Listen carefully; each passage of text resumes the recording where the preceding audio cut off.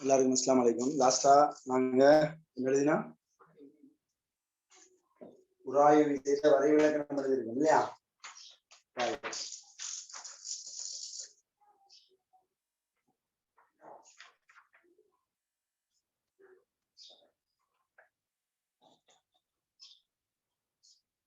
Right, அது கீழே எழுதி கொள்ளுங்க. அப்ப நட்சத்திர குறியீட்டுல நான் 2 உராய்வு கொஞ்சம் விளங்கப்படுத்தினேன். ரைட், அது கிளியரா இன்ஷா அல்லாஹ், பிரச்சனை இல்லை. நிறைய விளங்கப்படுத்தணும்ன்றதையும் விட விளங்கப்படுத்தணும். டவுட் இருந்தா கேளுங்க, கேள்வி கூடாக நிறைய விஷயங்களை பார்த்துட்டு வைத்திடலாம். அப்ப உங்களுக்கும் ஞாபகம் இருக்கும். அப்பதான் ரைட், கீழே எழுதி கொள்ளுங்க. நட்சத்திர 2 நாங்க உராய் விசைக்கு வரைவிலக்கணம் எழுதினா எப்படி எழுதினமோ தெரியாது. நான் திருப்பியும் சொல்றேன், பார்த்து கொள்ளுங்க. வசனங்கள் வித்தியாசப்பட்ட பிரச்சனை இல்லை, கான்செப்ட் சரியா இருந்தா சரி.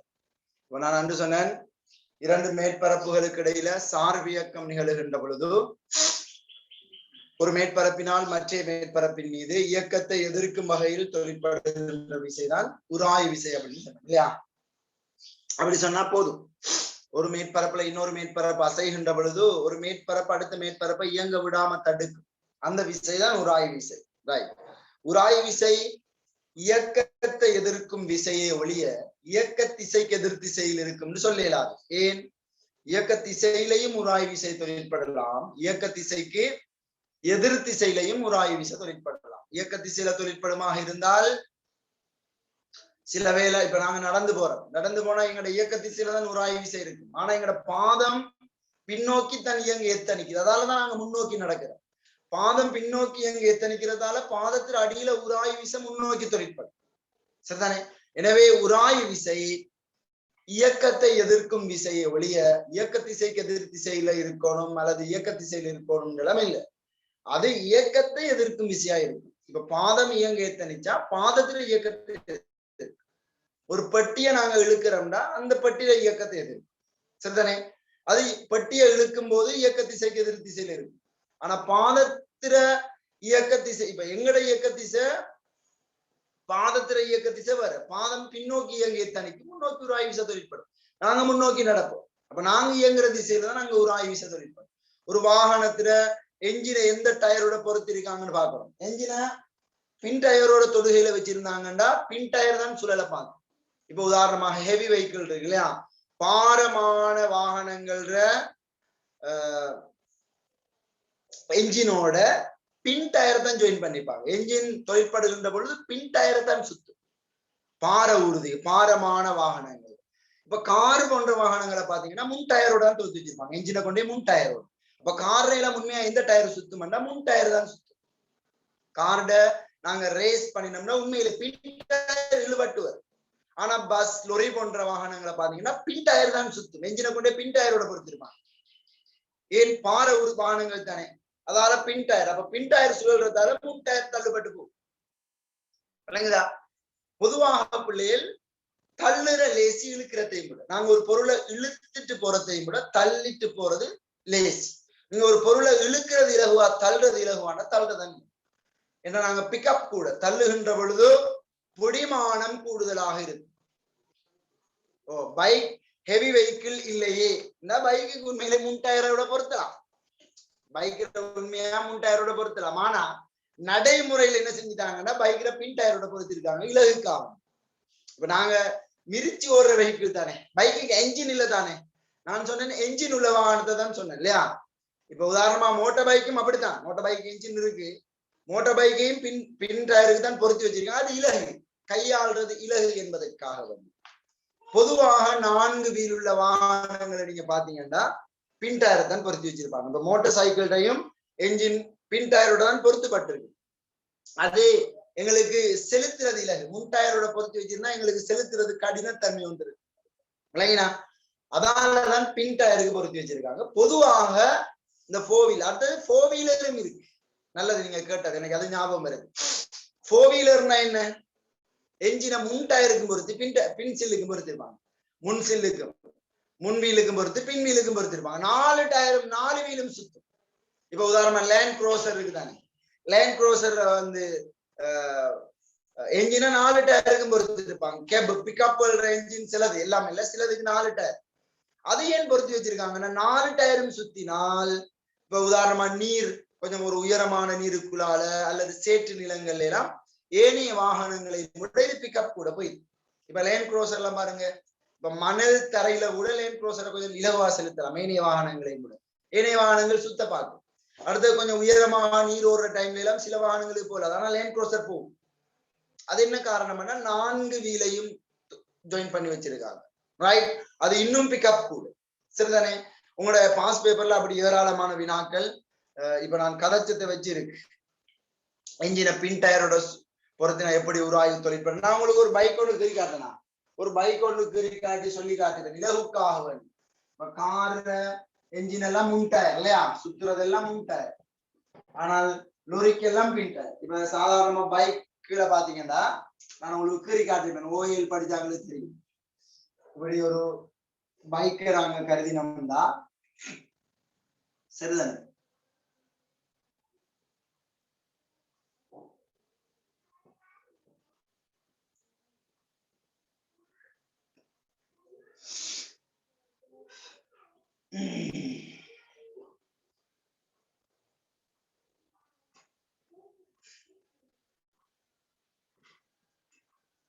சாதாரணமா ஒரு பைக்கை கருதுவோம், சரியா? நான் பெரிய ஆர்டிஸ்ட் அல்ல, சும்மா ஒரு விளங்குறதுக்காக வேண்டி இப்படி ஒரு சாதாரணமா ஒரு பைக் இருக்கேன், ரைட்?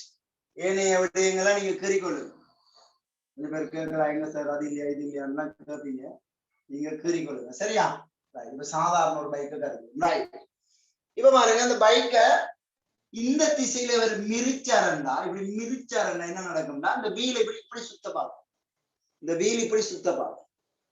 வீல் இப்படி சுத்த பார்த்தா உராய் விசை எங்க தொழிற்படும், இதை முன்னோக்கி தொழிற்படும் உராய் விசை. இந்த டயர் சும்மா தள்ளப்பட்டு போகும், எனவே உராய் விசை எங்க தொழிற்படும், பின்னோக்கி தொழிற்படும்.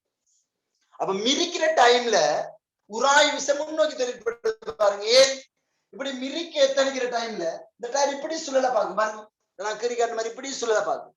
இப்படி சுழல பார்த்தா உராய்வு முன்னோக்கி தொழிற்படும். முன் டயர் தள்ளப்பட்டு போறதால உராய்வு விசை பின்னோக்கி தொழிற்படும். இந்த பைக்கை மிரிக்காம சும்மா தள்ளி விட்டோம்னா முன் டயர்லையும் உராய்வு விசை பின்னோக்கி தான் தொழிற்படும், பின் டயர்லையும் உராய்வு விசை பின்னோக்கி தான் தொழிற்படும். மிரிக்கின்ற பொழுது முன்னோக்கி உராய்வு விசை தொழிற்படும், முன் டயருக்கு எப்பவும் பின்னோக்கி தான் உராய்வு விசை தொழிற்படும். இதே மாதிரிதான் நீங்க ஏனைய வாகனங்களையும் நீங்க என்ன செய்யலாம், கற்பனை பண்ணிக்கொள்ளலாம். இதே மாதிரி நீங்க ஏனைய வாகனங்களை நீங்க என்ன செய்யலாம்னா கற்பனை பண்ணிக்கொள்ளலாம். உங்களோட பாஸ் பேப்பர்ல இருக்கு, முன் சில்லுக்கு என்ஜின் தொடுகை விட்டு இருந்தால், அப்ப ஒரு கார முன் சில், ஒரு கார் எடுத்தோம்னா அதுல முன் சில், ரைட்? இந்த என்ஜினை கொண்டு நான் காரை முழுசா தொடுக்கல, என்ஜினை கொண்டு முன் டயருக்கு தொடுத்திருந்தாங்கன்னா முன் டயர் இப்படி சுத்த பார்க்கும், இப்படி சுத்த பார்க்கும், நிறைய உராய்வு விசை முன்னோக்கி தொழிற்படும். பின் டயர் இழுபட்டு வரதால உராய்வு விசை பின்னோக்கி தொழிற்படும், இல்லைங்களா? அப்ப நீங்க அதை கருத்துல கொள்ளணும். உங்களோட பாஸ் பேப்பர்ல இது சம்பந்தமான 3 அல்லது 4 வினாக்கள் கிட்ட இதுதான் இது சம்பந்தமா இருக்கு. அப்ப நீங்க பார்த்துக் கொள்ளலாம், ரைட்? அப்ப நாங்க ஒரு அளவு எழுதி கொள்வோம். விளக்க குறைவு இருந்தா கேட்டுக்கொள்ளுங்க பிள்ளைகள், ரைட்? நான் கூட இதுல நிறைய கதைச்சு உங்களை சொல்லிட்டு போகலாம், ஆனா உங்களுக்கு அதை மறந்து கொண்டு போயிடும். ஆனாலும் உங்களுக்கு நல்ல வழி என்னன்னா வினாக்களினூடாக நிறைய பிரச்சனைக்கு தீர்வு பார்க்கலாம். இது சம்பந்தப்பட்ட சகல விடயங்களை நாங்க ஆராய்ந்து பார்க்கலாம், ரைட்? அப்ப கீழே நட்சத்திர குறியீட்டுல எழுதுங்க, உராய்வு விசை எப்பொழுதும், கீழே நட்சத்திர குறியீட்டுல எழுதுங்க, உராய்வு விசை எப்பொழுதும், உராய்வு விசை எப்பொழுதும்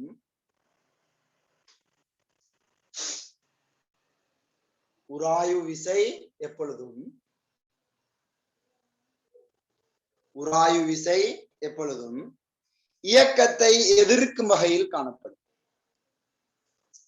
இயக்கத்தை எதிர்க்கும் வகையில் காணப்படும், இயக்கத்தை எதிர்க்கும் வகையில் காணப்படும். இப்ப நாங்க அடிப்படையான கான்செப்டை தான் படிச்சு கொண்டு போவோம். இதை தவிர மேலதிகமாக வேற வேற வகையில நாங்க யோசிக்கலாம். இப்ப படங்கள் ஒவ்வொரு மாதிரி தருவாங்க, உராய்வு உண்மையிலே சுழல் எடுத்த உராய்வு இருக்கும், தொற்று எடுத்த தொழுகையான எடுத்த உராய்வு இருக்கும், ஆணிகள் தொடுக்கப்பட்ட நிறைய பிரச்சனை இருக்கு. நாங்க பேசிக்கா பொதுவா படிப்போம், ஒவ்வொரு சந்தர்ப்பத்தையும் குறிப்பிட்டு படிக்க இயலாது, பொதுவாக படிப்போம், நாங்க யோசிக்கக்கூடிய மாதிரி, சரிதானே? ரைட். உராய்வு விசை எப்பொழுதும் இயக்கத்தை எதிர்க்கும் வகையில் காணப்படும். ரைட். அப்ப கீழே போட்டுக்கொள்ளுங்க பிள்ளைகள். ரைட். உராய்வு விசை, ரைட், உராய்வு விசை 3 வகைப்படும் எழுதிக் கொள்ளுங்க. 3 வகைப்படும். உராய்வு விசை 3 வகைப்படும்.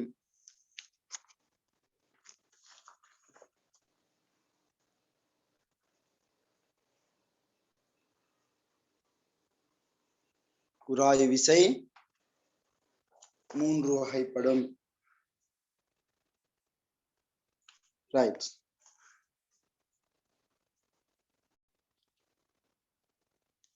எழுதிக் கொள்ளுங்க. ஒன்று நிலையியல் உராய்வு விசை. ஒன்று நிலையியல் உராய்வு விசை. நாங்க நிலையியல் உராய்வு விசையை எஃப்எஸ் எழுத்தால எழுதிக் கொள்வோம். ரைட். பிராக்கெட்ல எஃப்எஸ் போட்டுக்கொள்ளுங்க. அதுக்காக வேண்டி அப்படிதான் எடுக்கணும்னு சட்டம் இல்லை. நாங்க இங்க படிக்கிறதுக்காக வேண்டி அப்படி எடுப்போம். பேசிக்காக நிலையியல் உராய்வு விசைய எஃப்எஸ் எடுப்போம். நிலையியல் உராய்வு விசைய எஃப்எஸ் எடுப்போம். நிலையியல் உராய்வு விசை. அப்ப நிலையியல் நிலையியல் உராய்வு விசையோட எல்லை நிலைதான் எல்லை உராய்வு விசை. அப்ப தனியா நான் எல்லை உராய்வு விசையோட ஹெடிங் போடல, நிலையியல் உராய்வு விசைன்னு தான் நான் தரப்போறேன். ரைட். 2வது எழுதிக் கொள்ளுங்க. இயக்கவியல் உராய்வு விசை. இயக்கவியல் உராய்வு விசை. இயக்கவியல் உராய்வு விசை. அதான் டைனமிக் தானே. எஃப்டி என்று எடுத்துக்கொள்ளுங்க. எஃப்டி என்று சும்மா எடுத்துக்கொள்ளுங்க. படிக்கிறதுக்கு இலகுக்காக வேற ஒரு எழுத்தை பயன்படுத்திக் கொள்ளலாம். இப்போதைக்கு எடுத்துக்கொள்ளுங்க. ரைட். எஃப்டி என்று எடுத்துக்கொள்ளுங்க. ரைட். இன்னொரு வகையான உராய்வு விசை இருக்கு மக்கள். இந்த உருளுகின்ற பொருளையும் உராய்வு விசை தொழிற்படும். உருளும் உராய்வு விசை. உருண்டு போற பொருளையும் உராய்வு விசை இருக்கு. இப்ப உதாரணமா சொன்னா, ஒரு சாய்தளத்துல நாங்க ஒரு கோலத்தை ஒரு கோலம், ஒரு பால், ஒரு கோலத்தை வச்சோம்னா அந்த பால் உருண்டு வருதுன்னா கட்டாயம் அந்த சாய்தளத்துல உராய்வு விசை இருக்கு. உராய்வு விசை இருந்தா தான் அந்த பால் உருண்டு வருது. அந்த போலை விட்டோம்னா வலிக்கு கொண்டு வருதுன்னா உராய்வு விசை இல்லை. இப்ப நாங்க தரையில போல எப்படி தள்ளி விட்டோம், போட்டு விட்டோம்னா அந்த போல உருண்டு போறதுக்கு என்ன காரணம்னா அந்த தரையில உள்ள உராய்வு விசை. அப்ப உருளுகின்ற பொருட்களையும் உராய்வு விசை தொழிற்படும். அதை பத்தி நாங்கள் லைட்டா எழுதிக் கொள்வோம். எங்களுக்கு சில இடங்கள் அது தேவைப்படும் என்பதற்காக. ரைட். அப்ப 3வது எழுதிக் கொள்ளுங்க. உருளும் உராய்வு விசை எழுதிக் கொள்ளுங்க. உருளும் உராய்வு விசை. உருளும் உராய்வு விசை பிராக்கெட்ல நீங்க ஃபார் எடுத்துக்கொள்ளுங்க. எஃப்ஆர். உருளும் உராய்வு விசைய எஃப்ஆர் எடுத்துக்கொள்ளுங்க.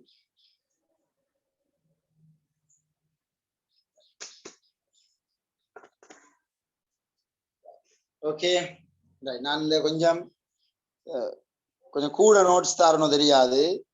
ரைட். சும்மா எழுதிக் கொள்ளுங்க. அதுக்காக வேண்டி சில டைம்ல உங்களுக்கு அந்த உராய்வு சம்பந்தமான பிரச்சனைகள் இருக்குன்னு நினைச்சு தான் சில வேளை சிக்கலையும் கொடுத்துடக்கூடாது. அதால உராய்வு குணகத்தையும் நாங்க 3 வகையா பிரிச்சு எழுதி விடுவோம். ஒன்றும் குறையாது இல்லையா? அப்ப கீழ் எழுதிக் கொள்ளுங்க. கீழ் எழுதிக் கொள்ளுங்க.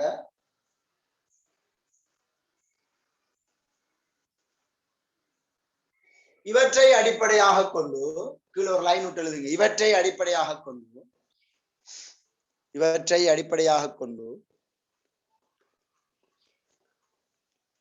இவற்றை அடிப்படையாக கொண்டு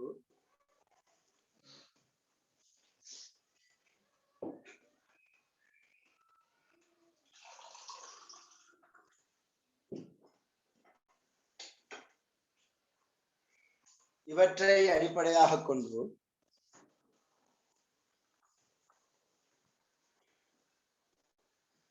இவற்றை அடிப்படையாக கொண்டு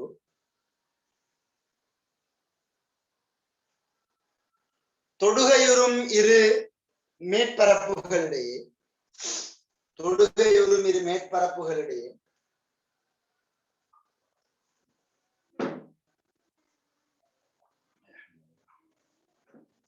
தொடுகையுறும் இரு மேற்பரப்புகளிடையே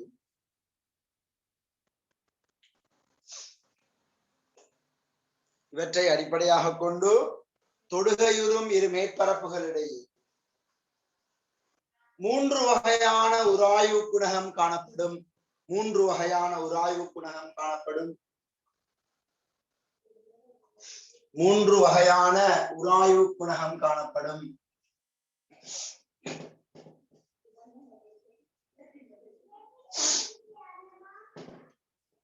மூன்று வகையான உராய்வு குணகம் காணப்படும்.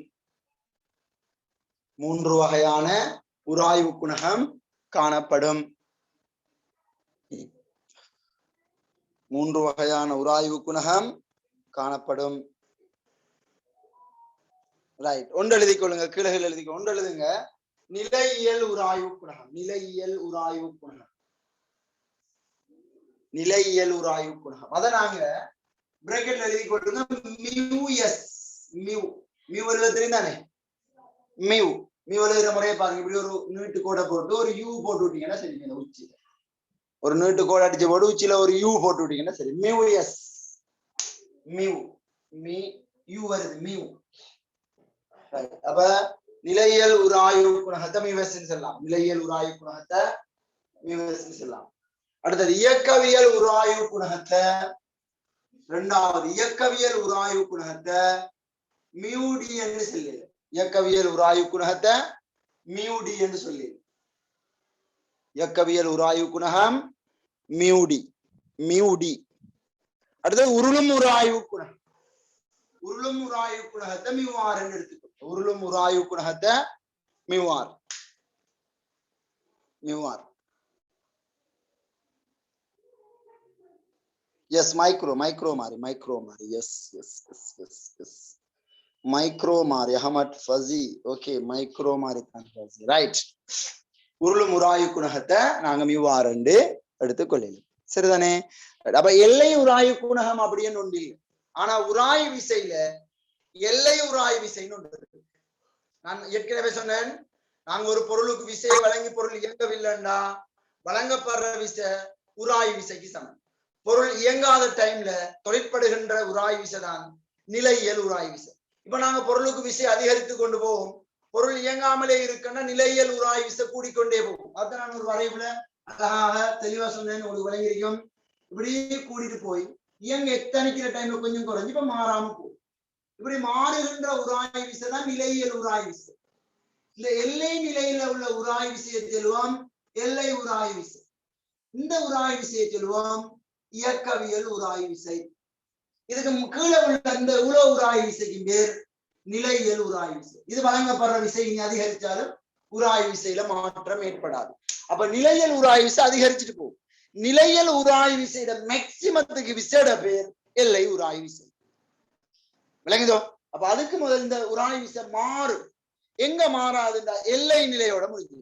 அதாவது பிள்ளைகள் உங்களுக்கு தெரியும், உராய்வு குணகத்துல மியூஎஸ்க்கும் மியூடிக்கும் சிறிய வித்தியாசம். நாங்க சமன்பாடு எழுதும் போது உராய்வு குணகம் யார் யாருக்கு இடையிலான விகிதம் பிள்ளைகள் நல்லா பாத்துக்கோங்க. ஒரு பொருளை நான் சும்மா உதாரணத்துக்கு சொல்றேன்னா, ஒரு பொருள் இப்படி இருக்கு, ஒரு பொருள் இருக்கு, இதுல திரும்பி எம் எடுப்போம், இதுல நிறை எம்ஜி என்று எடுப்போம். சும்மா பார்த்துக்கொள்ளுங்க, எம்ஜி என்று எடுப்போம். இது மேற்பரப்பு, இது வழங்கப்படுற விசை, இதுல உராய்வு விசை தொழிற்படும், உராய்வு விசை. ரைட்?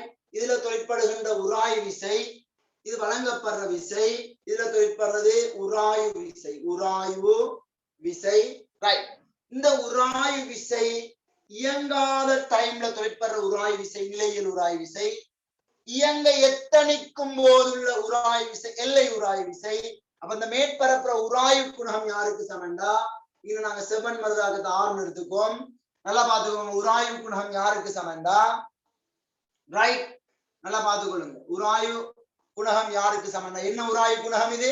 நிலையியல் உராய்வு குணகம் யாருக்கு சமண்டா.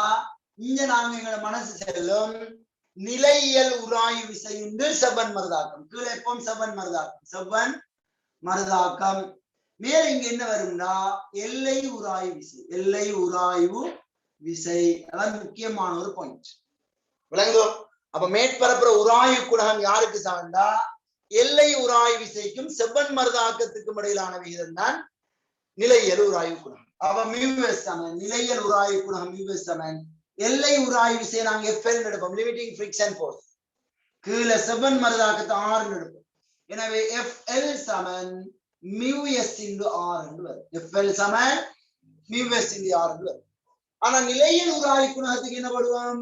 கீழே செவ்வன் மருதாக்கம், செவன் மருதாக்கம். இங்க இயக்கவியல் உராய்வு குணகம், இயக்கவியல் உராய்வு குணகம். அப்ப மியூடி சமன் இயக்கவியல் உராய்வு குணகம் சமன் இயக்கவியல் உராய்வு விசையின் கீழ் செவன் மரதாக்கம். சோ FD சமன் mu d into r அப்ப இந்த FL என்ன? எல்லை உராய்வு விசை. உண்மையில எல்லை உராய்வு விசைன்றது யாரு? இயக்கவியல் உராய்வு விசையோட மேக்சிமத்துக்கு பேர். அப்ப இங்க மட்டும் மியூஎஸ்க்கு எல்லை உராய்வு விசை, நிலையல் உராய்வு விசை நீங்க சொல்லக்கூடாது. அது மாதிரி உருளும் உராய்வு விசைக்கு அதே மாதிரி உருளும் உராய்வு குணகம் உருளும் உராய்வு விசை செவன் மரதாக்கம் வந்து அதே மாதிரி அவ்வளவுதான் வித்தியாசம். வேற பெரிய ஒரு பிரச்சனை ஒன்று இதுல இல்ல மக்கள். சரிதானே? ரைட். அப்ப நாங்க சும்மா ஒவ்வொன்றா எழுதி விட்டு நாங்க வினாக்குள்ள போய் எப்படி கேள்விகள் செய்யறதை கொஞ்சம் யோசிப்போம். ரைட். நோட்ஸ் யாரும் எழுத தருவேனா? நோட்ஸை யாரும் எழுத வேண்டாம், நான் தருவேன். ரைட், எழுதி கொள்ளுங்க. அப்ப முதலாவது சிறிய ஹெடிங் போடுங்க மக்கள். சிறிய ஹெடிங் ஒன்று போடுங்க. நிலையியல் உராய்வு குணகம் ஹெடிங் போட்டு நிலையியல் உராய்வு குணகம். நிலையியல் உராய்வு குணகம். சரியா? தலைங்க போட்டுக்கொள்ளுங்க. நிலையியல் உராய்வு குணகம் பிராக்கெட்ல மியூஎஸ் போட்டுக்கொள்ளுங்க. நிலையியல் உராய்வு குணகம் பிராக்கெட்ல போட்டுக்கொள்ளுங்க. மியூஎஸ் நிலையியல் உராய்வு குணகம் மியூஎஸ். ரைட், எழுதி கொள்ளுங்க. கீழே எழுதி கொள்ளுங்க நட்சத்திர குறியீடுல நிலையாக இருக்கும் பொருளின் மீது எழுதி கொள்ளுங்க. நிலையாக இருக்கும் பொருளின் மீது நிலையாக இருக்கும் பொருளின் மீது நிலையாக இருக்கும் பொருளின் மீது புறவிசையை பிரயோகித்து நிலையாக இருக்கும் பொருளின் மீது புறவிசையை பிரயோகித்து நிலையாக இருக்கும் பொருளின் மீது புறவிசையை பிரயோகித்து நிலையாக இருக்கும் பொருளின் மீது புறவிசையை பிரயோகித்து அதனை படிப்படியாக உயர்த்தும் போது அதனை படிப்படியாக உயர்த்தும் போது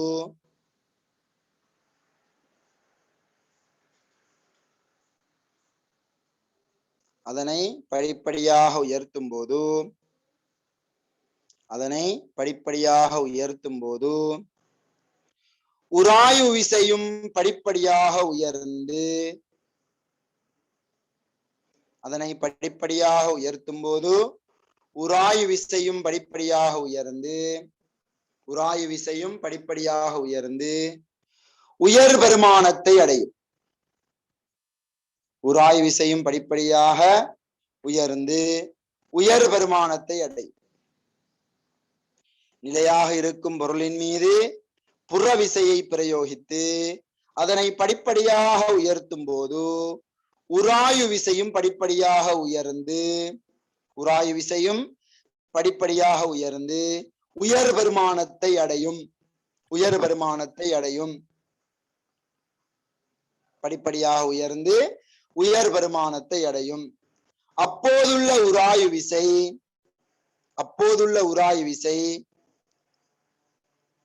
எல்லை உராய்வு விசை எனப்படும். அப்போதுள்ள உராய்வு விசை எல்லை உராய்வு விசை எனப்படும். அப்போதுள்ள உராய்வு விசை எல்லை உராய்வு விசை எனப்படும். எல்லை உராய்வு விசை எனப்படும். எல்லை உராய்வு விசை எனப்படும். அடுத்த பாயிண்ட்ல எழுதுங்க. அடுத்த பாயிண்ட்ல எல்லை உராய்வு விசைக்கும் எல்லை உராய்வு விசைக்கும் எல்லை உராய்வு விசைக்கும் எல்லை உராய்வு விசைக்கும் எல்லை உராய்வு விசைக்கும் பொருளின் மீது தொழிற்படும் மறுதாக்கத்துக்கும் இடையிலான எல்லை உராய்வு விசைக்கும் பொருளின் மீது தொழிற்படும் மறுதாக்கத்துக்கும் இடையிலான விகிதம் எல்லை உராய்வு விசைக்கும் பொருளின் மீது தொழிற்படும் மறுதாக்கத்துக்கும் இடையிலான விகிதம் எல்லை உராய் விசைக்கும் பொருளின் மீது தொழிற்படும் மறுதாக்கத்துக்கும் இடையிலான விகிதம் பொருளின் மீது தொழிற்படும் மறுதாக்கத்துக்கும் இடையிலான விகிதம் எல்லை உராயு விசைக்கும் பொருளின் மீது தொழிற்படும் மறுதாக்கத்துக்கும் இடையிலான விகிதம் நிலையியல் உராய்வு குணகம் எனப்படும். நிலையியல் உராய்வு குணகம் எனப்படும். எல்லை உராய்வு விசைக்கும் பொருளின் மீது தொழிற்படும் மறுதாக்கத்துக்கும் இடையிலான விகிதம் நிலையியல் உராய்வு குணகம் எனப்படும். எல்லை உராய்வு விசைக்கும் பொருளின் மீது தொழிற்படும் மறுதாக்கத்துக்கும் இடையிலான விகிதம் நிலையியல் உராய்வு குணகம் எனப்படும். அப்ப நாங்க இப்படி சொல்லணும்.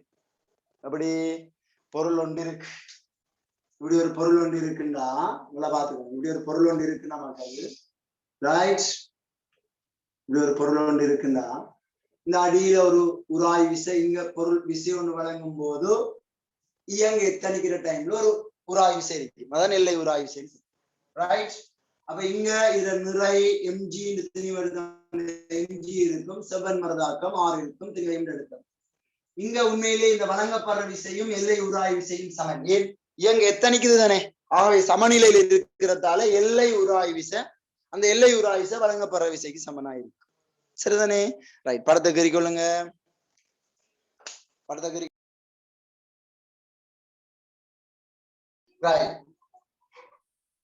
நிலையியல் உராய்வு குணகம் எழுதுகிறது. நிலையியல் உராய்வு குணகம் சமன் எல்லை உராய்வு விசையின் கீழ்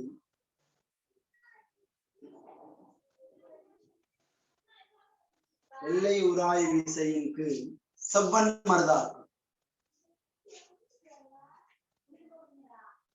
3 சொல்லியா 2 சொல்லியா? செவ்வன் செவ்வன் மரதாக்கம் 3 சொல்லிருங்க. செவ்வன் மரதாக்கம்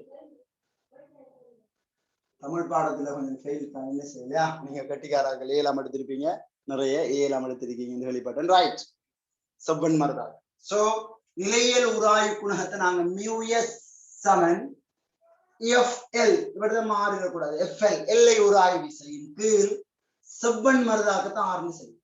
எனவே நாங்க எஃப்எல் எழுவாயாக்கி எஃப்எல் சமன் மியூஎஸ் இன்டு ஆர் தெளிவா வழங்கி வச்சிட்டீங்கன்னா ஒரு பிரச்சனையும் வராது.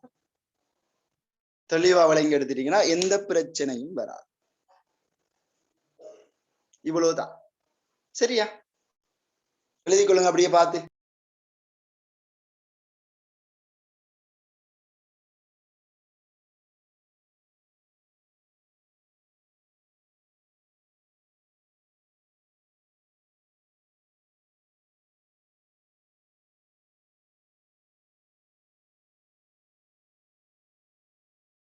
ஓகே மக்கள், சொல்றியா? அடுத்த ஹெட்டிங் போடுங்க. அடுத்த ஹெட்டிங் போட்டுக்கொள்ளுங்க. என்ன பார்த்தோம்? நிலையியல் உராய்வு குணம். ரைட், அடுத்த ஹெட்டிங் போட்டுக்கொள்ளுங்க. இயக்கவியல் உராய்வு குணம். இயக்கவியல் உராய்வு குணம்.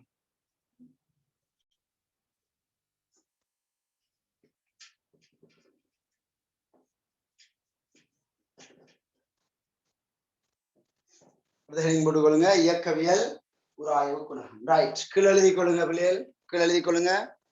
இயங்கிக் கொண்டிருக்கும் பொருள் ஒன்றில், கீழ் எழுதி கொள்ளுங்க. இயங்கிக் கொண்டிருக்கும் பொருள் ஒன்றில், இயங்கிக் கொண்டிருக்கும் பொருள் ஒன்றில்,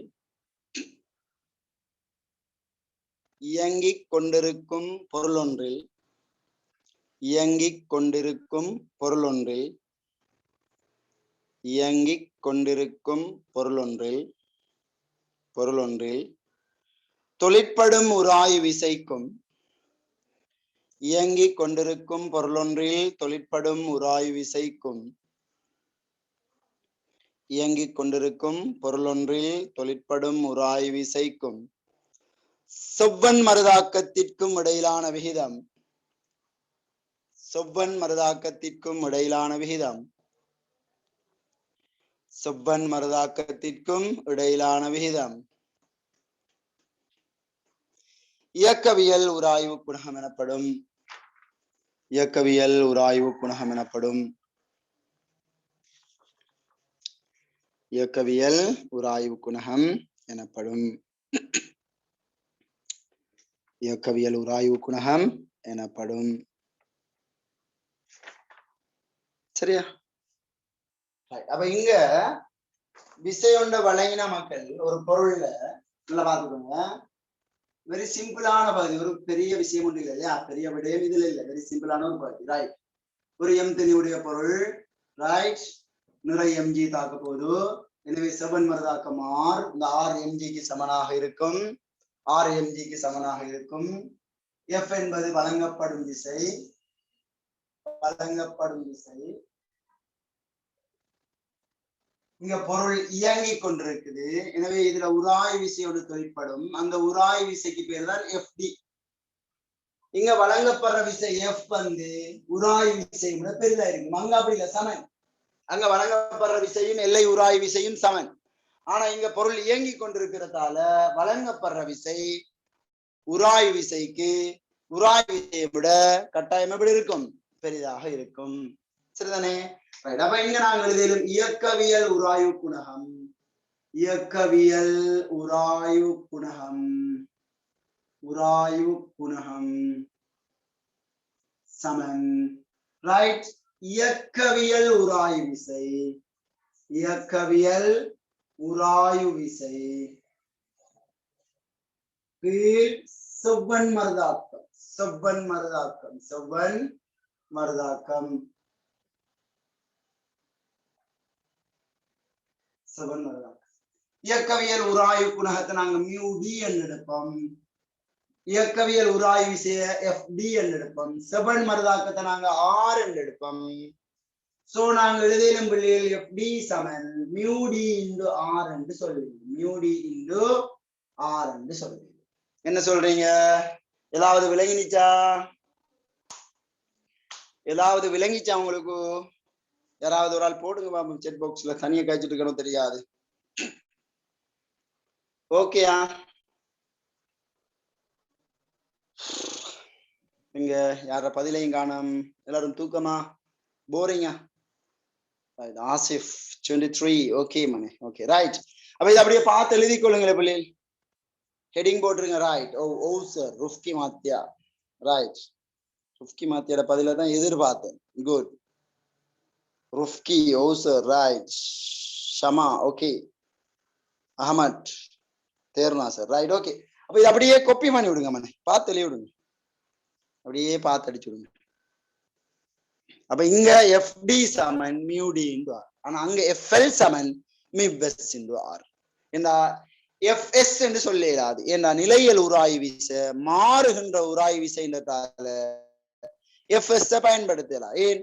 ஒரு விசைக்கும் வேற வேற உராய்வு குணகம் வந்துடும், அதனாலதான் அந்த எல்லை மாறாத உராய்வு விசையை நாங்க அங்க பயன்படுத்துறது. இங்க இது மாறாத உராய்வு விசைன்றதால இது பிரச்சனை. எப்படி மாறாது? இயங்கிட்டு இருக்கிற வழங்கப்படுற விசை எவ்வளவு கூடினாலும் எப்படி மாறாது. இது உராய்வு விசை, இயக்கவியல் உராய்வு விசை 10 நியூட்டன்டா, வழங்கப்படுற விசை 12 நியூட்டன்டாலும் இது 10 தான். இது 1000 நியூட்டன்டாலும் இயக்கவியல் உராய்வு விசை 10 நியூட்டனே தான். ஆனா நிலையல் உராய்வு விசை அப்படி இல்லையே, வழங்கப்படுற விசை கூட கூட நிலையல் உராய்வு விசையும் கூட்டிட்டு போகும். எல்லை நிலையில தான் வழங்கப்படுற விசைக்கு நிலையல் உராய்வு விசை சமனா இருக்கு, அதான் லிமிட்டிங் ஃபிரிக்ஷன் ஃபோர்ஸ் சொல்லுவோம். விளங்குதோ? ரைட். இங்க வழங்கப்படுற விசையை நாங்க 1000 நியூட்டன் ஆக்கினாலும் இந்த உராய்வு விசை அதே பெருமானங்கள் மாறா. எனவே இங்க மாறாத பெருமானங்களை நாங்க பயன்படுத்துவதற்காக வேண்டிதான் அங்க எஃப்எஸ் பயன்படுத்தாம எஃப்எல் பயன்படுத்தணும். சரி, ரைட்.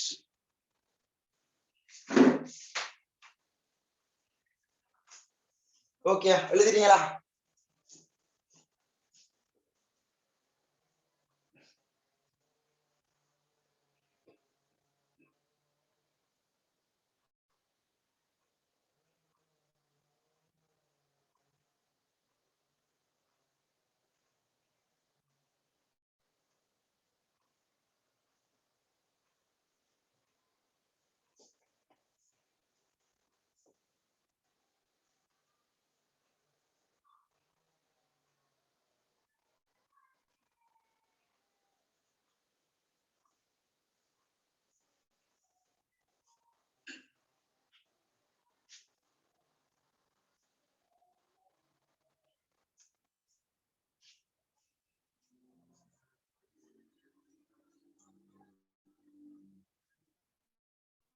ரைட் ஓகே அடுத்த ஹெடிங் போமா ரைட் அடுத்த தலைங்க போடுங்க உருளும் உராய்வு குணகம் இது முடிச்சிட்டீங்களா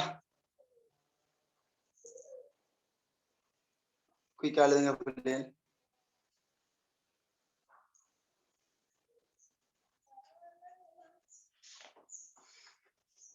ஓகே அழிக்கவா ரைட் அடுத்த ஹெடிங் போட்டுக்கொள்ளுங்க உருளும் உராய்வு குணகம் உருளும் உராய்வு குணகம் இது பெருசா தேவைதான் இதை பத்தி பெரிதாக கொடுக்கறல உங்களுக்கு தாரன் எழுதி கொள்ளுங்க இத பெருசா எழுத கொடுக்குறவும் இல்ல உங்களுக்கு சும்மா இந்த முறை தாரன் நீங்க கட்டிக்கார பிள்ளைகளாகவும் இருக்கீங்க ரைட் உருளும் உராய்வு குணகம் உருளும் உராய்வு குணகம்னு போட்டுக்கொள்ளுங்க பிரேக்கெட்ல மியூ ஆர் போட்டுக்கொள்ளுங்க மியூ ஆர் உருளும் உராய்வு குணகத்தை பிரேக்கெட்ல போட்டுக்கொள்ளுங்க மியூ ஆர் ஒரு பொருள் உருளுமாக இருந்தா கட்டாயம் உராய்வு விசை இருக்கு இல்லாட்டி அந்த பொருள் உருளாது வலிக்கிட்டு போயிடும் ரைட் அவ கீழே எழுதி கொள்ளுங்க உருளும் பொருளொன்றில் தொழிற்படும் உராய் விசைக்கும் கீழே எழுதி கொள்ளுங்க உருளும் பொருளொன்றில் தொழிற்படும் உராய் விசைக்கும் உருளும் பொருளொன்றில் தொழிற்படும் உராய் விசைக்கும்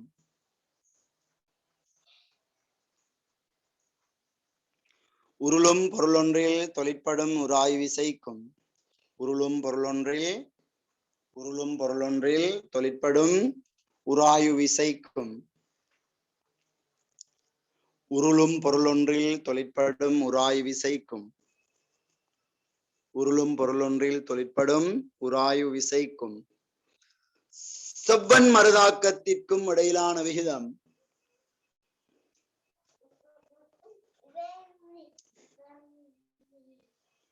உருளும் பொருளொன்றில் தொழிற்படும் உராய் விசைக்கும் செவ்வன் மருதாக்கத்திற்கும் இடையிலான விகிதம் உருளும் பொருளொன்றில் தொழிற்படும் உராய் விசைக்கும் செவ்வன் மருதாக்கத்திற்கும் இடையிலான விகிதம் உருளும் உராய்வு குணகம் எனப்படும் உருளும் உராய்வு குணகம் எனப்படும் உருளும் உராய்வு குணகம் எனப்படும்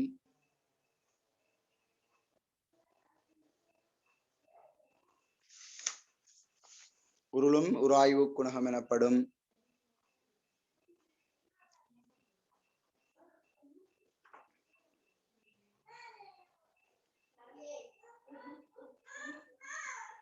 உருளும் உராய்வு குணகம் எனப்படும் ஓகே ரைட் அதை எழுதி கொள்ளும் பாருங்க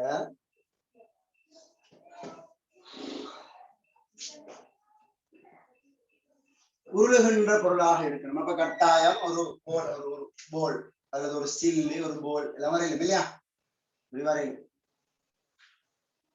இப்படி இது உருளுதுன்னு எடுத்துக்கொள்ளும் இல்லையா இப்படி உருளுதாக இருந்தா கட்டாயம் நிறை எம்ஜி தாக்கும் செவன் மருதாக்கம் 6 தாக்கும் இத மையத்துக்கூடாக இருக்கும் கணக்கு ரைட் இது முன்னோக்கி உருண்டு கொண்டிருக்குண்டா கட்டாயம் இதுல உராய் விசை எஃப்ஆர் தொழிற்படும் கட்டாயம் இதுல உராய் விசை எஃப்ஆர் தொழிற்படும் சரிதானே இப்ப இதுல உருளும் உராய்வு குணகம் என்னன்னா உருளும் உராய்வு குணகம் சமன் உருளும் உராய்வு குணகம் சமன் உருளும் உராய்வு விசை உருளும் உராய்வு விசை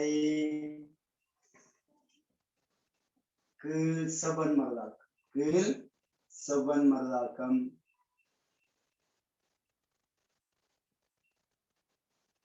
செவ்வன் மருதாக்கம் ரைட் சோ உருளும் உராய்வு குணகத்தை நாங்க மியூ ஆர் எடுத்தோம்னா உருளும் உராய்வு விசை எஃப்ஆர் இன் கீழ் கேபிட்டல் ஆர் இது எழுவாயாக்கி கொண்டோம்ல எஃப்ஆர் சமன் mu R into capital R இது பெரிய பயன்பாடு ஒன்று இல்ல மக்கள் தெரிஞ்சு வச்சு கொள்ளுங்க யூஸ் ஆயிருக்கு பெரிய பயன்பாடு இல்லாட்டியும் எங்களுக்கு பயன்படக்கூடிய மாதிரி இருக்கும் ஓரளவு தெரிஞ்சு வச்சு கொண்டாரு ரைட் பார்த்து எழுதி விடுங்க மகள்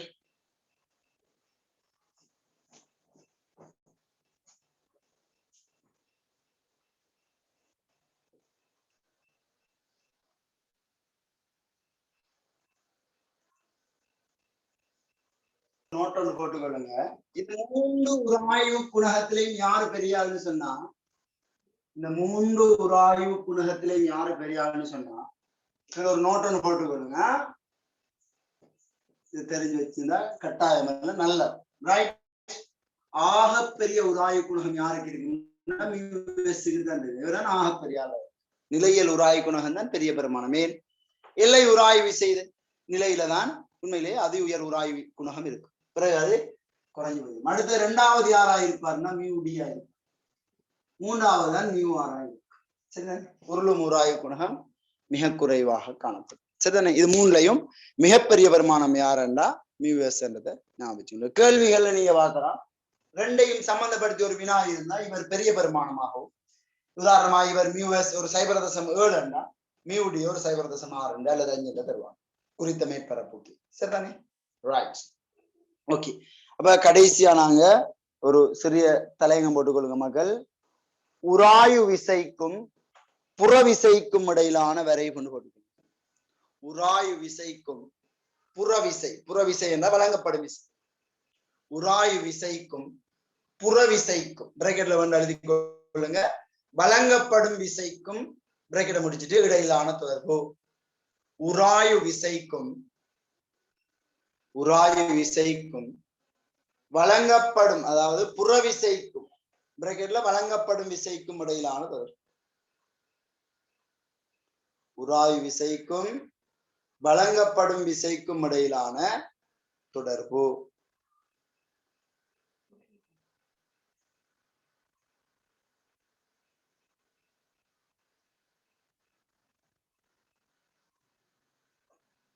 சரியா? வழங்கப்படும் உராய்வு விசைக்கும் புறவிசைக்கும் பிராக்கெட்ல வழங்கப்படும் விசைக்கும் இடையிலான தொடர். அதை நான் ஏழியா சொன்னதே அதைத்தான். முதலாவது விளங்கப்படுத்தினதே அதைத்தான் விளங்கப்படுத்து. என்னது சொன்னா இதன் பொருள். சரிதானே? வழங்கப்படுற விசைய எஃப் எடுக்கும். எஃப் என்பது வழங்கப்படும் விசை. சரியா? இதுல தொழிற்படுற உராய்வு விசைய அதிக தொழிற்படும் உராய்வு விசைய எஃப் என்ன நடக்கும்? F friction force. எஃப் டயசன் எடுக்கும். ரைட். இது என்ன விசை? உராய்வு விசை. இப்ப என்ன நடக்கும்? இதான் அந்த கிராஃப், முக்கியமான கிராஃப். இந்த கிராஃபை சரியா பெருக்கொள்ளணும். இதே வடிவத்தை தவிர வேற எப்படியும் இந்த கிராஃப் வரவே இயலாது. எப்படி வரைங்க? இதுல நான் தமிழ் எழுதுகிறேன். உராய்வு விசை எழுதுகிறேன். உராய்வு விசை. இதுல வழங்கப்படும் விசை தமிழ் எழுதுமே. எஃப் டயசமான எஃப் மானம். ரைட். இது உராய்வு விசை, அது வழங்கப்படும் விசையில் எழுதிக் கொள்வோமே. அப்ப எங்களுக்கு கிளியரா இருக்கும். ரைட். இது வழங்கப்படும் விசை, இது உராய்வு விசை. சரியா? நீங்க கிட்ட எழுதிக் கொள்ளுங்க. ரைட். இந்த வழங்கப்படுற விசை அதிகரிக்க பொருள் ஃபர்ஸ்டுக்கு இயங்காது. எனவே உராய்வு விசையும் அதிகரிச்சுட்டே போகும். ஒரு கட்டத்துல எல்லை நிலை அடையும். அந்த நிலை எல்லை நிலை அடைய இயங்க எத்தனைக்கு கொஞ்சம் குறையும். உராய்வு விசை குறைஞ்சு வழங்கப்படுற விசை அதிகரிக்கும். ஆனா உராய்வு விசையில மாற்றம் ஏற்படாது. ரைட். அப்ப இந்த விசை என்னன்னு கேட்டா எல்லை உராய்வு விசை. இந்த பரிமாணம் எல்லை உராய்வு விசை. இதான் இது என்னன்னு சொன்னா இதுக்கு நேர் இருந்தா போதும். இயக்கவியல் உராய்வு விசை. இயக்கவியல் உராய்வு விசை. இது கீழே இவ்வளவும் என்னன்னு கேட்டா நிலையியல் உராய்வு விசை. நிலையியல் உராய்வு விசை. அப்ப நீங்க கேட்கக்கூடாது எல்லை உராய்வு விசை வேற நிலையியல் உராய்வு விசை வேறையாண்டு கேட்கக்கூடாது. காற்று கூடினா சூறாவளி மாறி நிலையியல் உராய்வு விசை தான் இவ்வளவும். இதுவும் நிலையியல் தான். ஆனா அதுல மேக்சிமத்துக்கு விசேட பேர் கொடுத்திருக்கோம் எல்லை, அவ்வளவுதான். எல்லை உராய் விசையும் நிலையியல் உராய் விசை தான். ஆனா மேக்சிமம்ன்றதால ஒரு விசேட பேர் எல்லை, அவ்வளவுதான். விளங்குதோ? இது அவ்வளவுமே வருது நிலையியல் உராய் விசைக்கு. இது மட்டும் எல்லை. அப்ப எல்லை இந்த இயக்கவியல் உராய் விசை என்ன செய்யாது? ஒரு மாறா பெருமானமாக இருக்கும். நிலையியல் உராய் விசை என்ன? வழங்கப்படுற விசையோடு என்ன செய்து கொண்டு போகும்? எல்லை நிலை வரை அதிகரித்து கொண்டு செல்லும். சரியா? ஓகேயா? இந்த கிராஃப் சரியா? இதே வளைவோட இப்படியே வரணுமா? வேற மாறி எல்லாம் வரையலாது. பாஸ் பேப்பரை நீங்க பார்த்தா தெரியும். வேற எந்த வடிவமும் வர இயலாது. பரிசோதனை ரீதியாக கீறப்பட்ட ஒரு வரை. ரைட். அப்ப ஹெடிங்க போட்டுட்டு இதை அப்படியே பார்த்து எழுதுங்க மக்கள், பார்ப்போம். இதை அப்படியே பார்த்து எழுதுங்க. இதுக்கு போடுங்க உராய் விசை என்று கொஞ்சம் கிட்ட எழுதுங்க. இதுக்கு எழுதுங்க வழங்கப்படும் விசை. வழங்கப்படும் விசை. இதுக்கு எழுதுங்க உராய்வு விசை என்று எழுதி கொள்ளுங்க. ரைட். ஓகே. அடுத்த பெருமானங்கள் ஒன்றை நான் கீறல. ரைட். படத்தை கீறி அப்படி எழுதி விடுங்க.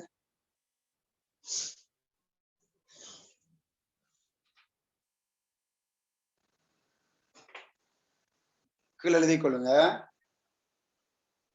கீழே எழுதி கொள்ளுங்க. இயக்கவியல் உராய்வு விசை ஒரு மாறா பெருமானமாக காணப்படும். இயக்கவியல் உராய்வு விசை ஒரு மாறா பெருமானமாக காணப்படும். இயக்கவியல் உராய்வு விசை ஒரு மாறா பெருமானமாக காணப்படும். இயக்கவியல் உராய்வு விசை ஒரு மாறா பெருமானமாக காணப்படும்.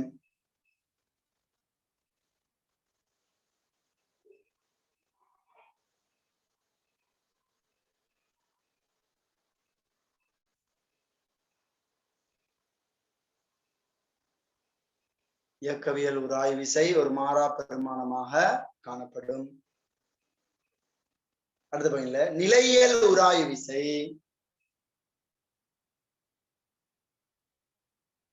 நிலையியல் உராய்வு விசை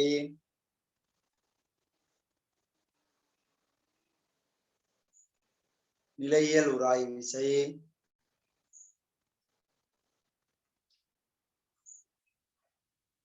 நிலையியல் உராய்வு விசை வழங்கப்படும் விசையுடன் நிலையியல் உராய்வு விசை வழங்கப்படும் விசையுடன்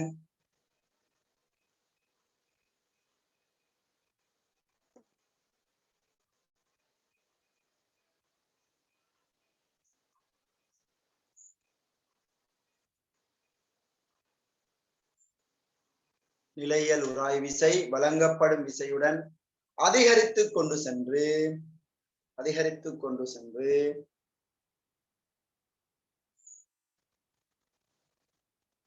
அதிகரித்து கொண்டு சென்று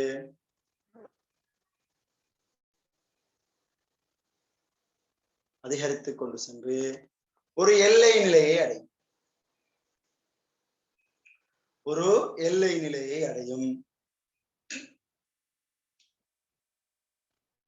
அதிகரித்து கொண்டு சென்று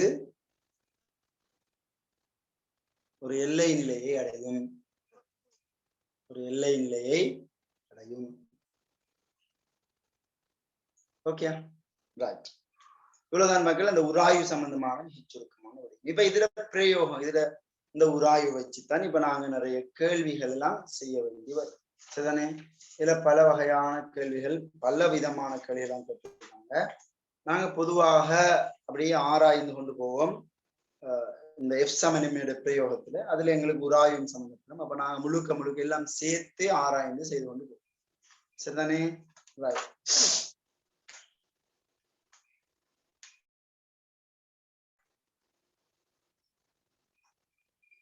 ரைட். ஒரு சிறிய உதாரணம் மாதிரி ஒன்று எழுதி கொள்ளுங்க இல்லையா? இதுக்கு ஒரு உதாரணம் சும்மா சிம்பிளா இதுக்கா உதாரணம் எழுதிட்டு நாங்க பிரயோகத்துக்குள்ள போவோம். எழுதி கொள்ளுங்க.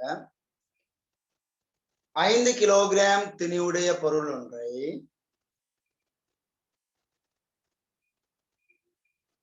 5 கிலோகிராம் திணிவுடைய பொருள் ஒன்றை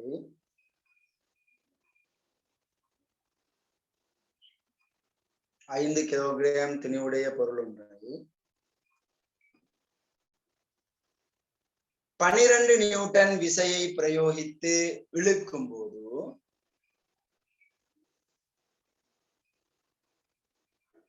12 நியூட்டன் விசையை பிரயோகித்து இழுக்கும் போது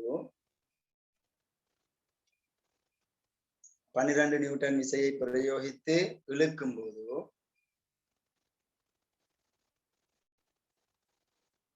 அப்பொருள் இயங்குகிறது. பொருள் இயங்குகிறது.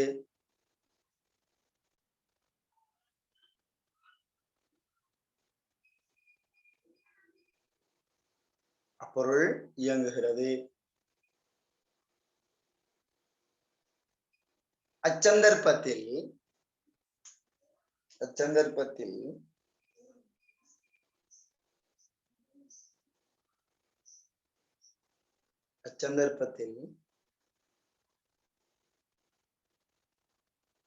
அப்பொருளில் தொழிற்பட்ட உராய்வு விசை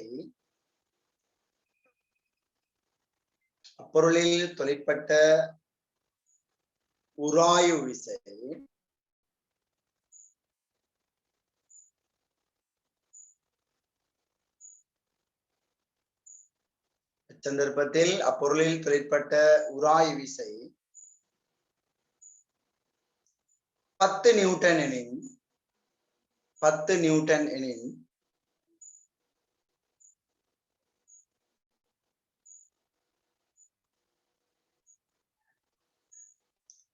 பொருளின் தொடுபரப்பில் உள்ள உராய்வு குணகத்தை கணிக்கும். தொடுபரப்பிலுள்ள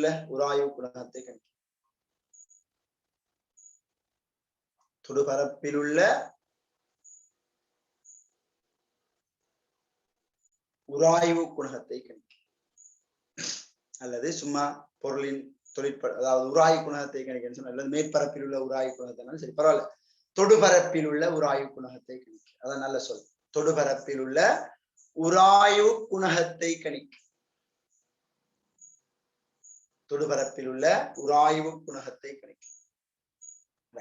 கேள்வியை திருப்பி வாசிக்கலாது. கேள்வியை சொல்றேன். யோசிச்சு சொன்ன வினாண்டதால எனக்கு திருப்பி வாசிக்கலாது. சொல்றேன் சுருக்கத்தை. ஒரு 5 கிலோகிராம் திணிவுடைய ஒரு பொருளுக்கு 12 நியூட்டன் விசையை பிரயோகித்து இழுக்கிற டைம்ல அந்த பொருள் இயங்குது. அந்த சந்தர்ப்பத்துல அந்த பொருள்ல தொழிற்பட்ட உராய்வு விசை 10 நியூட்டன். அப்படின்னா அந்த பொருளோட தொடுபரப்பில் உள்ள உராய்வு குணகம் என்று சொல்றாங்க. நீங்க உண்மையா காண வேண்டிய உராய்வு குணகம் என்ன? நிலையியல் உராய்வு குணகமா இயக்கவியல் உராய்வு குணகமா காணணும்? இயக்கவியலை தான் காணலும், நிலையியலை காணல. அது ஏன்? பொருள் இயங்குற டைம்ல உள்ள உராய்வு குணகம் இயக்கவியல் உராய்வு குணகம் தான். Okay right. ஒரு சிறிய படம் ஒன்று கண்டு சொல்லுங்க பாப்போம். என்ன வீடு செக் பண்ணுவோம். விடைகளை சொல்லுங்க பாப்போம்.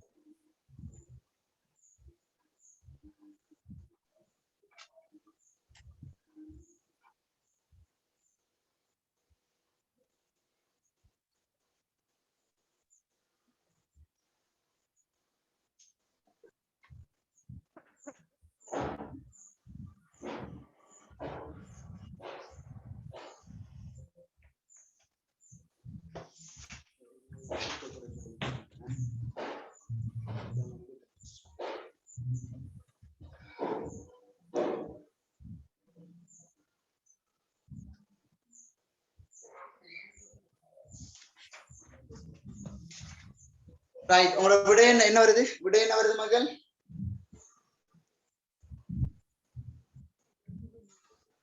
0.2 ரைட் 0.2 என்ன அப்படி என்றா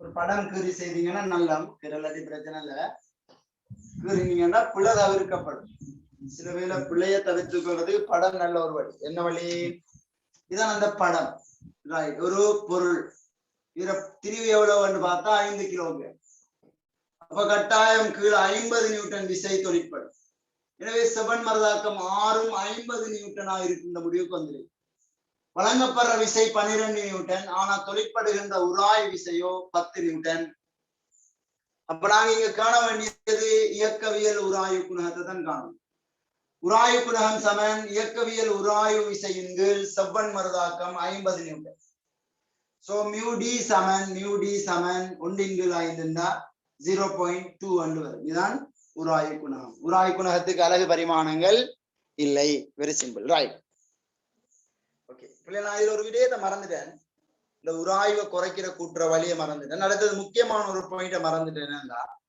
இந்த தொடு பரப்புல உராய்வு விசை தங்குவதில்லை நான் போன கிழமை உங்களுக்கு விளங்கப்படுத்தினேன் அதை எழுதிக்கொள்ள மறந்துட்டேன் சரிதானே அதால நோட் ஒன்று போட்டு அதை கொஞ்சம் எழுதி விட்டோம் அதையும் அந்த உராய்வை குறைக்குகின்ற கூட்டுகின்ற வழிகள் உராய்வை கூட்டுற குறைக்கிற நான் போன கிளாஸ்ல சொன்ன தவாலிப்படுதல் கரடு முரடாக்குதல் உராய்வை கூட்டுறதுக்கு குறைக்கிறதுக்கு எண்ணெய் இடுதல் கிரேஸ் இடுதல் குண்டு பொதியிடுதல் உருளி பொதியிடுதல் பவுடர் இடுதல் இப்படி எல்லாம் சிலது பார்த்தேன் இல்லையா அது ஓயல்லையும் நீங்க கேள்விப்பட்டது அதை எழுதி விடுவோம் ஏண்டா மிஸ் பண்ணிப்பட்டேன் ரைட் அப்ப கீழே ஒரு நோட் ஒன்று போட்டுக்கொள்ளுங்க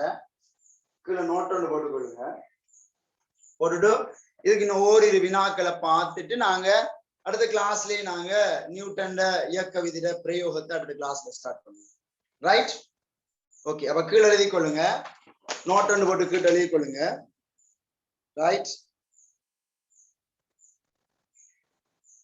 முதலாவது நோட்ல எழுதி கொள்ளுங்க நோட்ல ஒன்றுல எழுதி கொள்ளுங்க முதலாவது நோட்ல சிம்பிளா எழுதிடுவோம் இல்லையா எழுதினா நல்லா உங்களுக்கு தெரிஞ்சது விடயம் தான் நீங்க கேள்விப்பட்டவைகள் தான் எழுதி கொள்ளும் மறக்காது ரைட் நோட் 1 போடுங்க எழுதி கொள்ளுங்க நோட் 1 போட்டுக்கொள்ளுங்க பிள்ளைகள் உராய் விசையில எப்பவும் நிலையியல் உராய் விசை தான் பெரிதா இருப்பார் இல்லையா நிலையியல் உராய்வு விசை பெரிது இயக்கவியல் உராய்வு விசை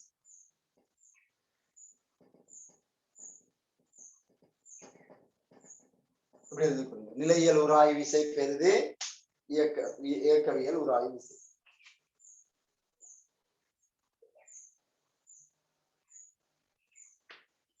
அப்ப ஓஎல்ல படிச்ச மாதிரி நீங்க இங்க உங்களுக்கு சந்தேகம் வரப்படாது ஓஎல்ல நீங்க உங்களுக்கு எப்படி சொல்லி தந்திருப்பாங்க ஓஎல்ல எப்படி சொல்லி தந்திருப்பாங்க ஆகப்பெரிய உராய்வு விசைய எல்லை உராய்வு விசைண்டும் அதுக்கு கிட்டால இயக்கவியல் உராய்வு விசைண்டும் நிலையியல் உராய்வு விசை சிறு சின்னம் சொல்லி தந்திருப்பாங்க ஓஎல் அப்படித்தான் சொல்லி தந்திருப்பாங்க ஆனா இங்க நாங்க அப்படி பார்க்கிறாரு எங்களுக்கு ஒரு எண்ணம் வரும் இல்லையே நிலையியல் உராய்வு விசை தானே சிறிய பெருமானமா இருந்தது ஆனா நிலையியல் உராய்வு விசை தான் எல்லை பெருமானம் தான் எல்லை உராய்வு விசை அப்ப எல்லை உராய்வு விசையும் ஒரு நிலையியல் உராய்வு விசை தான் அப்ப நிலையியல் உராய்வு விசை தான் மேக்சிமம் எப்ப இது நிலையியல் உராய்வு விசை பெரிதா இருக்கும் பிரேக்கில் போட்டுக்கொள்ளுங்க எல்லை நிலையில்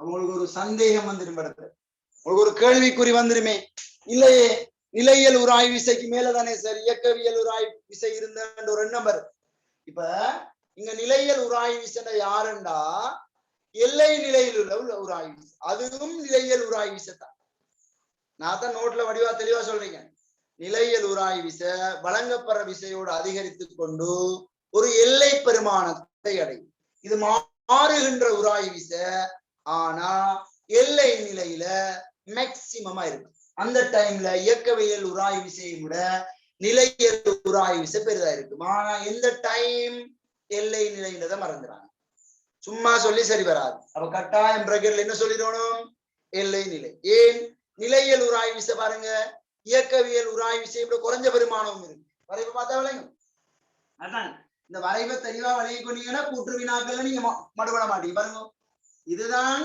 இயக்கவியல் உராய்வு விசை இது கீழே எல்லை உராய்வு விசை இந்த நிலையியல் உராய்வு விசை இது கீழே எல்லை உராய்வு விசை ஆனா இது அவ்வளவுமே இயக்கவியல் உராய்வு விசை தான் இங்க மட்டுக்கு ஆனா எல்லை நிலையில இந்த இயக்கவியல் உராய்வு விசையை விட நிலையியல் உராய்வு விசை கூடும்.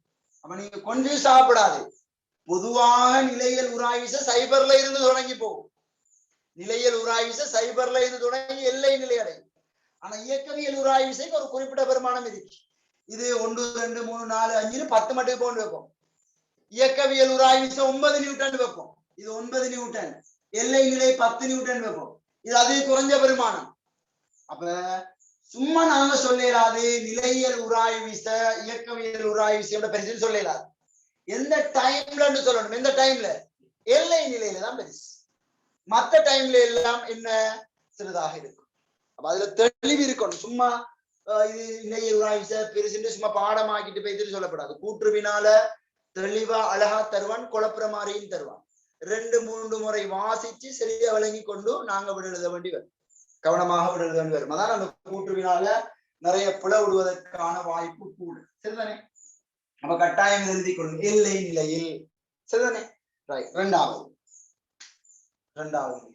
அப்ப இத குறியீட்டுல காட்டுறது எப்படி காட்டுது?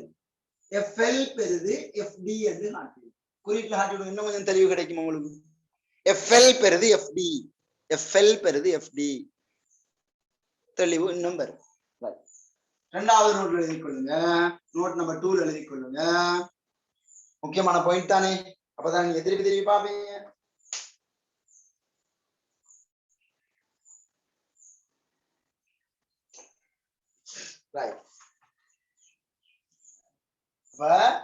தெளிவா எழுதி கொள்வோம். 2வது நோட்ல தெளிவா எழுதி கொள்வோம்.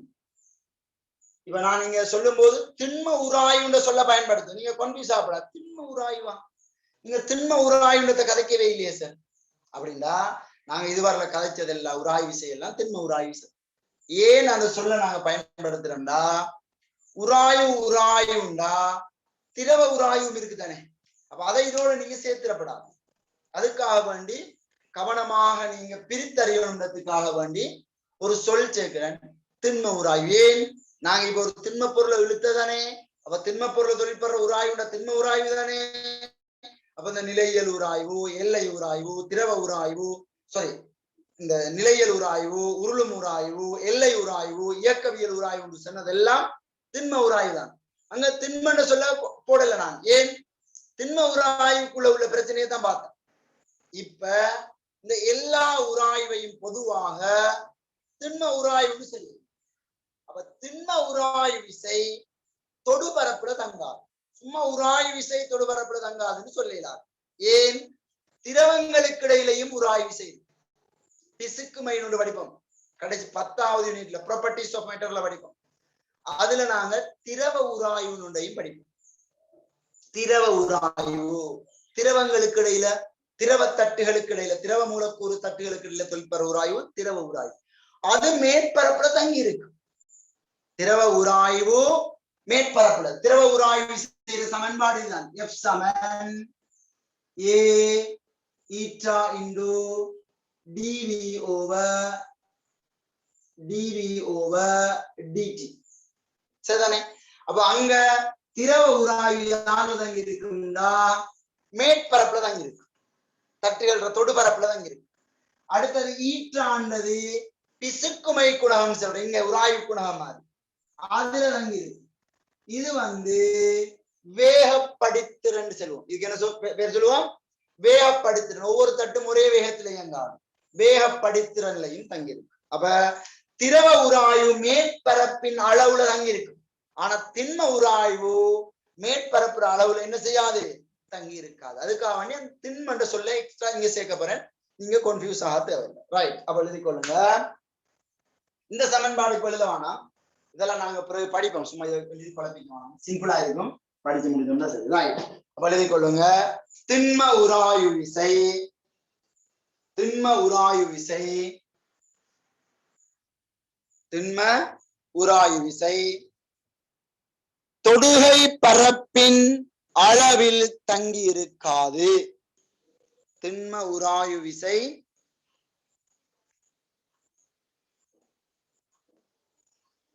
திண்ம உராய்வு விசை தொடுகை பரப்பின் அளவில் தங்கி இருக்காது.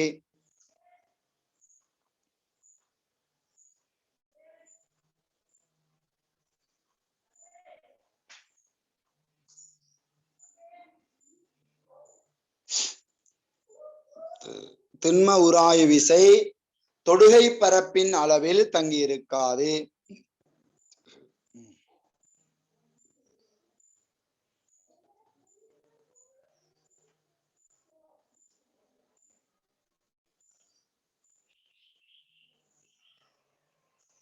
அடுத்த கடைசியாவது பாயிண்ட் என்னன்னா, அடுத்த நோட் நம்பர் 3 எழுதி கொள்ளுங்க.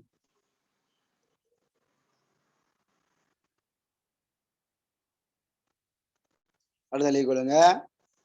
இயக்கவியல் உராய்வு விசை, இயக்கவியல் உராய்வு விசை, இயக்கவியல் உராய்வு விசை, கடைசி நோட், அடுத்த நோட்டா, இயக்கவியல் உராய்வு விசை செவ்வன் மருதாக்கத்திற்கு நேர்விகித சமனாக இருப்பதுடன்,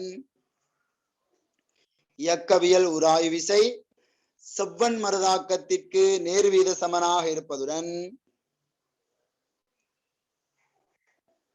இயக்கவியல் உராய்வு விசை செவ்வன் மருதாக்கத்திற்கு நேர்விகித சமனாக இருப்பதுடன், செவ்வன் மருதாக்கத்திற்கு நேர்விகித சமனாக இருப்பதுடன், இயக்கவியல் உராய்வு விசை செவ்வன் மருதாக்கத்திற்கு நேர்விகித சமனாக இருப்பதுடன், நேர்விகித சமனாக இருப்பதுடன் அவற்றின் தொடர்பு வேகத்தில் தங்குவதில்லை. அவற்றின் தொடர்பு வேகத்தில் தங்குவதில்லை. அவற்றின் தொடர்பு வேகத்தில் தங்குவதில்லை. அந்த தொடர்பு வேகத்தில் தங்குவதில்லைன்றதை ஹைலைட் பண்ணிவிடுங்க பிள்ளைகள். அவற்றின் தொடர்பு வேகத்தில் தங்குவதில்லை. அந்த தொடர்பு வேகத்தில் தங்குவதில்லைன்றதை ஹைலைட் பண்ணி விடுங்க பிள்ளைகள். ஹைலைட் பண்ணி வச்சுக்கணும். அல்ல அண்டர்லைன் பண்ணுங்க அல்லது ஹைலைட் பண்ணுங்க. நோட்டுக்குள்ள ஹைலைட் பண்ண வேண்டியதுதான் அது. தொடர்பு வேகத்தில் தங்குவதில்லை. அதாவது இதானே மக்கள் அந்த சமன்பாடு FD சமன் μD இன்டு R தானே செவ்வன் மருதாக்கம் தானே. இயக்கவியல் உராய்வு விசை சமன் இயக்கவியல் உராய்வு குணகம் தர செவ்வன் மருதாக்கம். இது ஒரு மாறிலி தானே MUD.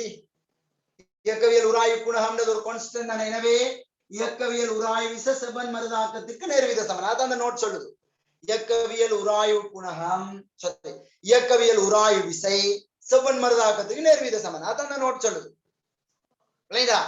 நேர்விகித சமனா இருப்பதோட அதாவது தொடர்பு வேகத்தில் தங்குவதில்லை. இப்ப இயங்கிட்டு மக்கள் ஒரு மேற்பரப்புக்கு மேல இன்னொரு மேற்பரப்பு இயங்க தொடங்கிட்டு இருந்தா இந்த மேற்பரப்புல வேகம் 0 வெப்பமே, இது ஒரு v வேகம் வெப்பமே. அப்ப சார்பு வேகம் என்ன? இது சார்பா இதுல வேகம் தானே சார்பு வேகம். இந்த வேகம் எவ்வளவு கூடினாலும், அதான் நான் சொன்னேன், எவ்வளவு கூடினாலும் உராய்வு விசையில என்ன ஏற்படாது, மாற்றம் ஏற்படாது. ஏன்? இயங்கிட்டுண்டா நாங்க எவ்வளவு விசையை கொடுத்தாலும் சரி அல்லது எவ்வளவு வேகத்தை அதிகரித்தாலும் சரி உராய்வு விசையில ஏற்படாது, உராய்வு விசையில மாற்றம் ஏற்படாது. அதான் அந்த சார்பு வேகத்துல தங்குவது. இப்ப உதாரணமா பொருள் இயங்குது 5 ms - 1 இயங்கினாலும் உராய்வு விசை 10 நியூட்டன் தான். 10 ms - 1 இயங்கினாலும் உராய்வு விசை 10 நியூட்டன் தான். 100 ms - 1 இயங்கினாலும் உராய்வு விசை 10 நியூட்டன் தான். ஏன்? பொருள் இயங்கிட்டுண்டா இயக்கவியல் உராய்வு விசை என்ன செய்யாது, மாறாது. அப்ப வழங்கப்படுற விசை எவ்வளவு கூடினாலும் உராய்வு விசை மாறாது. வழங்கப்படுற விசை கூட கூட பொருள் ஆறுமுடுக வேகமும் அதிகரித்துக் கொண்டு செல்லும். வேகம் எவ்வளவு அதிகரித்தாலும் உராய்வு விசை மாறும். ஓகே, அதான் அந்த பாயிண்ட் சொல்றேன். ரைட். இப்ப கீழே எழுதி கொள்ளுங்க. உராய்வை அதிகரிக்கிற வழி, உராய்வை அதிகரிக்கும் வழிகள், உராய்வை அதிகரிக்கும் வழிகள், உராய்வை அதிகரிக்கும் வழிகள்.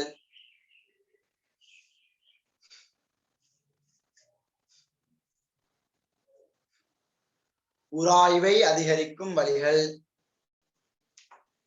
என்னென்ன சொல்லுங்க பாப்போம். உராய்வு அதிகரிக்கும் வழிகள் ஒன்று எழுதுங்க. தபாலிப்பிடுதல். தபாலிப்புண்டா அப்படி கோடு கோடெல்லாம் அடிச்சு விடுது. வாகனங்களோட டயர்கள்ல பாருங்க, உங்களோட ஸ்லீப்பர்கள்ல பாருங்க அடியில அப்படி வெட்டு எல்லாம் போட்டிருப்பாங்க. தவாலி, உங்களுக்கு அது ஓயில கேள்விப்பட்டிருப்பீங்க. தவாலிப்பிடுதல். ரெண்டாவதுங்க கரடு முரடுத்தன்மையை அதிகரித்தல். கரடு முரடுத்தன்மையை அதிகரித்தல். கரடு முரடுத்தன்மையை அதிகரித்தல்.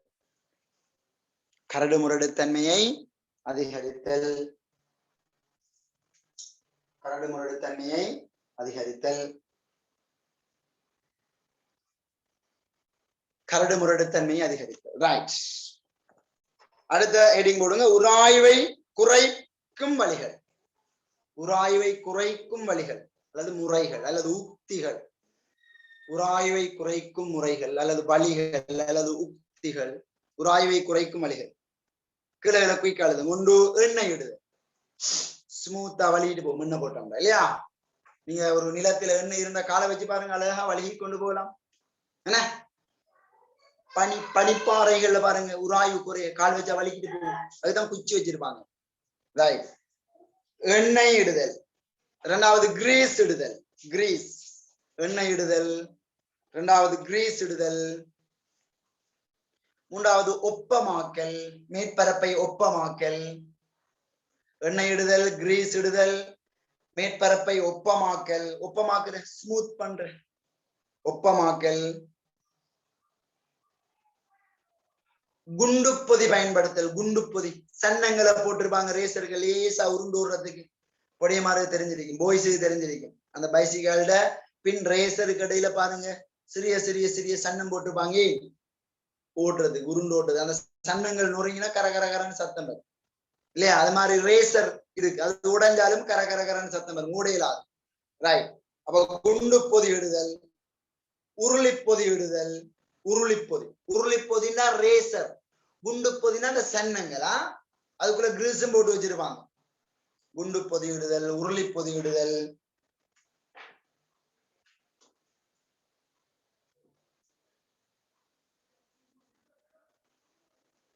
அது மாதிரி இன்னும் இருக்கு, வழிவேறாக்கிய பயன்படுத்துறவங்களும் இருக்கு. இப்போதைக்கு அது போதும், இவ்வளவு போதும். ரைட். அப்ப நாங்க அந்த பிரயோகத்தை இன்ஷா அல்லாஹ் மீண்டும் அடுத்த கிளாஸ்ல பார்ப்போம். சரிதானே? ரைட். ஓகே, இதோட நான் கிளாஸ் முடிய போறேன். மீண்டும் இன்ஷா அல்லாஹ் இன்னும் ஒரு கிளாஸ்ல சந்திப்போம். இதுல இன்னும் சில கேள்விகளை செய்துட்டு இன்னொரு கேள்விகளை செய்வோம். உராய்வு விளங்குறது கொஞ்சம் கேள்வி செய்வோமா செய்துட்டு நாங்க நியூட்டன் அந்த பிரயோகத்துக்கு போய் ஒவ்வொன்றாக பார்த்து கொண்டு போவோம். சரியா? Okay, right. அதாவது கேள்வி கேட்க போறீங்களா? யாராவது மைக் ஆன் பண்ணி கேட்கலாம் அல்லது செட் பாக்ஸ்ல போடலாம். இல்ல விட்டா போதும் இல்லையா? சாப்பிடுற டைம். ரைட். ஓகே, அப்ப நீங்க மீண்டும் அடுத்த கிளாஸ்ல இன்ஷா அல்லாஹ் சந்திப்போம். எல்லாருக்கும் ஜஸாக்கல்லாஹ். அஸ்ஸலாமு அலைக்கும். பாய்.